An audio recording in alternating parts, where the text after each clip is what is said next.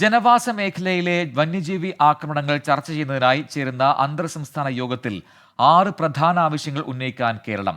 ജനവാസ മേഖലയിൽ എത്താൻ സാധ്യതയുള്ള വന്യജീവികളുടെ നിരീക്ഷണം, റേഡിയോ കോളർ ഘടിപ്പിച്ച മൃഗങ്ങൾ സംസ്ഥാന പരിധിയിലേക്ക് വരുമ്പോൾ അറിയിക്കുക തുടങ്ങിയ ആവശ്യങ്ങളാകും മുന്നോട്ട് വയ്ക്കുക. ജനവാസ മേഖലയിലെ വന്യജീവി ആക്രമണങ്ങളിൽ സഹകരിച്ച് മുന്നോട്ടു പോവുക എന്ന ലക്ഷ്യത്തോടെയാണ് വനം വകുപ്പ് നിർദ്ദേശങ്ങൾ തയ്യാറാക്കിയത്. റേഡിയോ കോളർ ഘടിപ്പിച്ച വന്യമൃഗങ്ങൾ സംസ്ഥാന പരിധിയിൽ എത്തുന്ന മുറയ്ക്ക് റേഡിയോ കോളർ വിശദാംശങ്ങൾ ശേഖരിക്കുന്നതിനുള്ള സിഗ്നൽ റിസീവർ സംവിധാനം കേരളത്തിന് നൽകണം.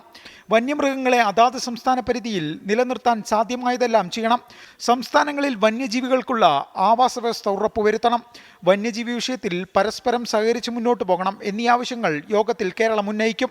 കർണാടക അതിർത്തി കടന്നെത്തിയ വന്യമൃഗങ്ങൾ വയനാട്ടിലെ ജനവാസ മേഖലയിൽ പ്രശ്നങ്ങൾ തീർക്കുന്നത് തുടർക്കഥയായതോടെ കേരളമാണ് അന്തർ സംസ്ഥാന സമിതി രൂപീകരിക്കാൻ തീരുമാനിച്ചത്.